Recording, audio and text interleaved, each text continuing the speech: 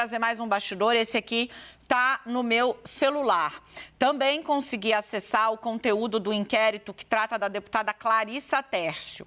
A deputada foi denunciada, inclusive pelo público, né, por pelo menos 17 vezes, né, inclusive dentro da Assembleia de Pernambuco, onde ela fazia parte, e antes de virar deputada federal, né, ela também é bolsonarista e tem relações com a igreja. A deputada evangélica, a deputada Clarissa Tércio, foi anistiada pela Assembleia Legislativa de Pernambuco. Eu também vi a decisão do procurador da Assembleia dizendo que, bom, ela falou e tal, disse que o vídeo não foi ela que fez, que ela só repostou, então tá tudo bem. A PF entendeu diferente. A PF primeiro salienta que ela foi alvo de 17 representações, mostra as postagens.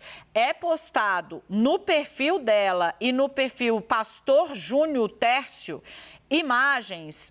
Eu gostaria muito de poder mostrar para vocês, mas todos os processos têm a marca d'água ali, então eu não consigo. De longe, certamente, né? De longe, certamente. Mas ela posta imagens aqui, ó, assim, vamos assim, ó, tá vendo? Isso aqui é o Congresso sendo invadido, postado no celular dela. Bom, a partir disso, a PF mostra que, rapidamente, a postagem ganhou relevância na imprensa. Olha o que disse a imprensa local. Deputados pernambucanos Clarissa e Júnior Tércio publicam apoio ao terrorismo em Brasília. Isso foi dito na imprensa local. A PF faz todo um histórico do que aconteceu e, em seguida, parte para a tomada de depoimento da deputada. Bom, aí vem lá, né, que se ela quiser ficar em silêncio para não produzir prova contra si mesmo e tal, ela diz: a senhora é deputada federal desde quando? Que assumiu o mandato em 2023, seu primeiro mandato como deputada federal. A PF pergunta: a senhora mantém conta no perfil tal que ela usou? Ela diz que mantém uma conta perfil no Instagram com este nome. Confirma haver divulgado vídeo sobre a invasão do Congresso Nacional do dia 8/1/2023, ou seja, no fatídico 8 de janeiro. Confirma haver feito uma postagem no feed, ou seja, naquilo que fica ali, né? Não é um story, não é uma coisa que dura 24 horas e apaga. Confirma haver feito uma postagem no feed sobre a invasão, no feed sobre a invasão do Congresso Nacional, que esse vídeo foi gravado por uma pessoa que ela desconhece quem vem a ser e que ela teve acesso ao vídeo em um grupo de WhatsApp que ela participava. E depois eles vão falar de infiltrados. A deputada é bolsonarista, tem vínculo com igreja evangélica, ela diz que recebeu num grupo de WhatsApp, ou seja, certamente ela não estava num grupo de WhatsApp de petistas, né? Que esse vídeo já estava viralizado nas redes sociais e divulgado por veículos de imprensa. Ela confirma ainda que ela não só posta, ela ainda marca o perfil dela e o perfil. Aí ela diz: na verdade, a assessoria publicou a pedido dela o vídeo com a invasão do Congresso, marcando o perfil dela e do marido com a seguinte legenda: Brasília agora, oremos pelo Brasil. Porque para cada nicho do bolsonarismo tinha, né? Tem um grupo bolsonarista, principalmente ligados a uma certa ala da igreja evangélica, que tratava a eleição do Lula como a vitória do diabo, literalmente, tá? Então vem aí, empacotado para o público-alvo dela, né? Brasília agora, oremos pelo Brasil. É o que ela diz. Naquela data, ela não participava de um grupo com a deputada Silvia Waiapi, porque as duas postaram aparentemente o mesmo vídeo, né? Da forma que não recebeu o vídeo pela Silvia Waiapi. E aí a PF pergunta: a senhora concorda com a tentativa de tomada do poder, que é o termo que o vídeo que ela quis postar, marcando e pedindo orações quando as pessoas diziam estarem tomando o poder em Brasília? A casa onde ela despacha hoje, onde ela trabalha, estava sendo incendiada e os deputados, os policiais legislativos que a protegem hoje estavam tomando rojão e ela pediu oração. Aí ela diz que não concorda com qualquer movimento que tenha como objetivo, abro aspas, a tomada do poder, fecho aspas. Foi o que ela disse. Que não concorda com qualquer movimento que tenha como objetivo a tomada do poder. Que no dia 8 de janeiro, ela diz, né? Atenção, no dia 8 de janeiro, estava em gozo de férias com a família num resort em Muro Alto, cuidando de 5 crianças e sem estar totalmente antenada aos acontecimentos do dia, que já que tinha informações parciais durante os poucos momentos do dia em que ela foi atrás de alguma coisa. Ela ressalta ainda que teve acesso ao vídeo, mas que aparentemente, pelo que ela viu, o movimento era pacífico no vídeo. Eu vou repetir. Enquanto as pessoas de bem, patriotas, o povo brasileiro, segundo a deputada Silvia Waiapi, estava tomando o poder, e o vídeo fala em tomada de poder, que claramente é eufemismo para golpe, a deputada, que faz parte dessa ala que explicitamente convocou a ala dos bolsonaristas, que explicitamente convocou e mais prestigiou esses grupelhos radicais que passaram meses acampados em frente a quartéis generais, estava, abro aspas, em gozo de férias com a família num resort em Muro Alto, cuidando das suas crianças, sem estar totalmente antenada aos acontecimentos do dia. O ataque mais grave à democracia passou batido, porque a deputada estava no resort com as crianças. Mas a deputada, segundo ela mesma disse à PF, resolveu postar porque ela estava com pouca informação e achou que estava tudo bem, que a tomada do poder era pacífica. Que ressalta ter tido acesso ao vídeo, que o vídeo aparentemente era pacífico e que posteriormente, no dia 9... quando teve conhecimento das ações mais radicais e da gravidade dos fatos, publicou uma nota no seu Instagram. A Constituição nos garante direito à livre manifestação de forma ordeira e pacífica. Em alinhamento com o presidente Jair Bolsonaro, somos totalmente contra qualquer ato de violência, vandalismo ou destruição do patrimônio público. Depois do leite derramado, debelada a intentona bolsonarista e presos os executores, né? Vandalismo ou de destruição do patrimônio público que vem ameaçar a nossa democracia. Aí ela repete, orem pelo Brasil. Que dias após o próprio Instagram retirou a postagem questionada, ela disse que ela não excluiu, que foi o Instagram quem decidiu excluir, mas, né? Ela diz, a PF pergunta, a senhora entende que a sua atitude incentivou a prática dos atos antidemocráticos? Ela diz que sua postagem não teve intenção de incitar a prática de crime, apenas se limitando a pedir orações pelo Brasil, em razão dos fatos que estavam acontecendo na capital da República. Primeiro ela não sabia da gravidade, agora ela estava pedindo oração porque sabia que estava acontecendo na capital. Pediu orações por estar preocupada com os acontecimentos que poderiam advir daquelas ações, é o que ela diz. A PF pergunta se ela está inconformada com a derrota do Bolsonaro, e ela diz que, como deputada federal eleita no processo, respeita o resultado proclamado pela Justiça Eleitoral. A senhora participa de grupo que incite a prática de crime. Ela diz que possíveis grupos que participam ou participavam, se porventura houvesse postagem de cunho antidemocrático, não era da sua aprovação. Ou seja, ela admite que está nos grupos bolsonaristas e fala, se alguém postou lá alguma coisa, eu não aprovo, eu sou contra. Ressalta seu total compromisso com os valores democráticos e seu total respeito pelas instituições da República. Ela diz, inclusive, que saiu de vários grupos porque não conseguia acompanhar as discussões. Quer acrescentar apenas que coaduna com manifestações democráticas, pacíficas, como as que aconteceram nos últimos anos com presença de idosos, crianças e famílias, né? Ela jamais incentivaria atos de violência ou depredação do patrimônio público ou desrespeito às instituições. Foi o que ela disse. A PF, depois, obviamente, também faz um relato, né, a respeito da representação que foi feito contra ela. Lembra também ali, né, uma coisa que está no relatório. Os atentados de 8 de janeiro foram precedidos de dois grandes atos de extremismo.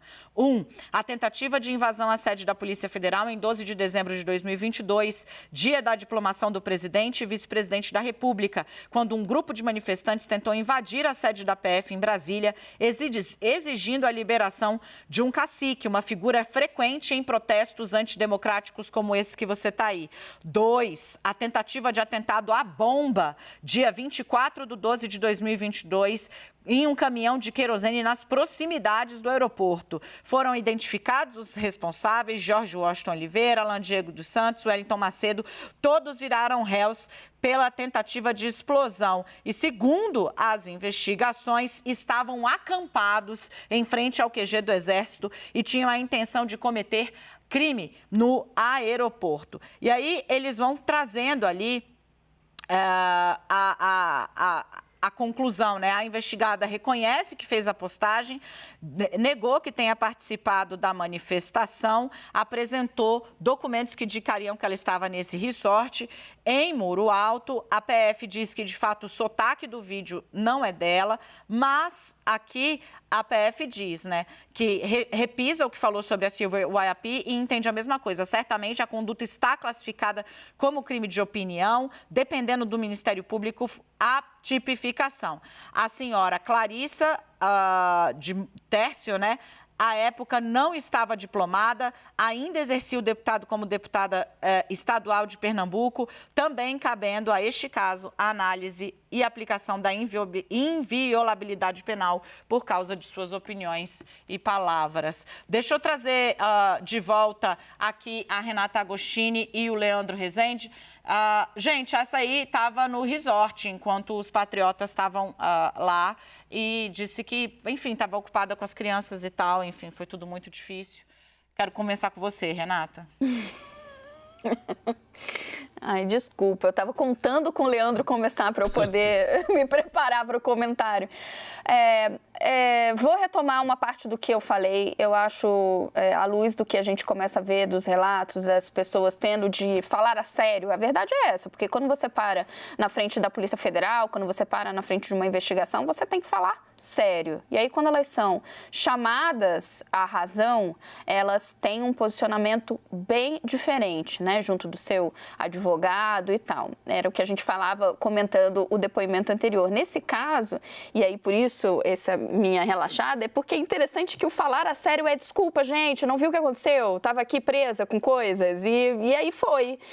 E por que isso, de certa forma, me trouxe uma coisa um pouco risível, né? Porque parece até esquete, né? Ai, gente, não sei o que estava fazendo, estava com criança, estava num resort, aí de repente, fiz uma postagem que estimulava ou que endossava um comportamento antidemocrático. Mas o fato concreto é que o outro aspecto de chamar, e a gente está falando agora de parlamentares, né, chamar as pessoas à razão e a reconhecerem o que elas fazem, tem a ver também com o entendimento de que nas redes sociais não é qualquer curtida, qualquer comentário que não vai valer. Se as pessoas elas têm o benefício, e muitos parlamentares, nos últimos anos especialmente, têm se valido disso para conseguir, inclusive, mandatos, né? Angariando a atenção das redes sociais, então tem se valido disso, de chamar a atenção, colocar posicionamentos polêmicos ou, né, como vemos, flertando, inclusive, com atos antidemocráticos, é preciso que as pessoas comecem a entender que elas têm de pensar duas vezes antes de falar qualquer coisa nas redes sociais, ainda que o tempo seja escasso. Leandro, eu quero seguir tratando um pouco disso, né? Imagina a eleição, eu reconheço a eleição, eu reconheço o resultado proclamado pela Justiça Eleitoral, jamais incentivaria ato antidemocrático, embora o que as pessoas estivessem há meses pedindo na frente do quartel fosse um golpe, o que por si só, né? É uma contradição em termos, o que ela diz e o que a base bolsonarista estava apoiando naquele momento, e é o fato dela estar pedindo oração pela tomada do poder, né? Ou seja, é um contrassenso em si, mas me chama muito a atenção o fato de que as pessoas que passaram meses ali após a derrota do Bolsonaro, né, indo, muitas vezes é o caso do André Fernandes, né? Eu vou trazer aqui, o inquérito dele está lá também é aberto ao público, mas no caso dele ainda está em fase de diligência, não tinha o depoimento ainda, eu vou seguir acompanhando. Mas ele ia a esses movimentos após a derrota, pedindo mobilização para ninguém perder a esperança e tal, sendo que as pessoas estavam pedindo um crime em si, né? E aí, no dia em que essas pessoas decidem agir, né? Todo o poder é do povo, o Supremo é o povo, eles disseram 4 anos. Aí as pessoas acreditam, uma horda pelo menos, né? Graças a Deus, minoritaríssima perto do gigante, que são os mais de 120, 30 milhões de eleitores no Brasil. Mas quando essa horda atende e vai fazer, né, tomar o poder, uma estava no Rio de Janeiro e a outra estava no resort com a família. Aí é mole, né? Pedir golpe de Estado, defender... Em cima da cana dos outros, né? Pois Porque é. os que foram presos lá dentro foram parar na cadeia e não saíram ainda. E aí fico até pensando numa conversa que eu tive ontem com uma defensora pública que atua no Distrito Federal, que me contava dos vários casos de pessoas que foram presas, tiveram alguma medida de restrição de liberdade, porque participaram de alguma maneira dos atos de 8 de janeiro e hoje estão de volta às suas casas e estão tendo dificuldades objetivas, como, por exemplo, não sabe se podem ir para determinadas cidades porque estão monitoradas por tornozeleira eletrônica. Essas pessoas que atenderam aos chamados de pessoas outras, como a deputada Clarissa Tércio, estão sofrendo na pele as consequências de terem acreditado numa mentira propagada durante semanas depois da eleição, de que algo iria acontecer, de que se estava preparando um momento para a tomada do poder, de que o Lula não iria subir a rampa do Planalto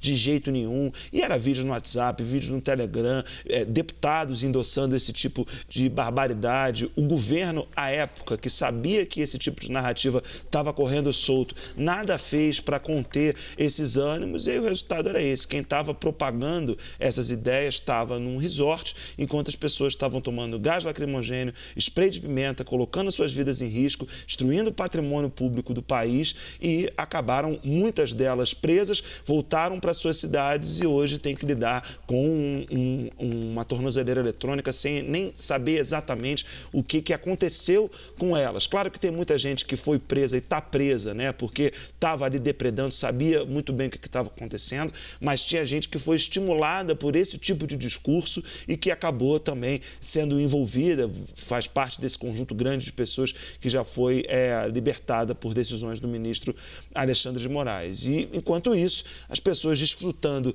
da companhia da família no Rio de Janeiro, no 8 de janeiro, ou de um resort, como é o caso da deputada Clarissa Tércio. Dani, eu vou até me fazer uma rápida correção da minha entrada anterior, que a gente estava falando sobre o papel do jornalismo, que também tem esse, né, de se corrigir ainda mais quando comete um erro, como eu cometi na minha entrada anterior. Eu usei uma palavra que eu criei e queria dizer incompreensão.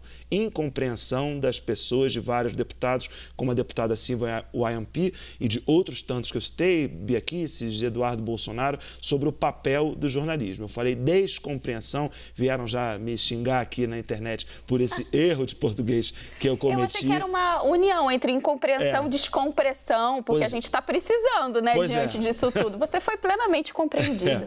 Então, estou só me corrigindo, porque esse é o papel do jornalista também. Quando erra, reconhece o erro, pede desculpa a quem está assistindo, porque foi um erro até grosseiro, e segue a vida em frente.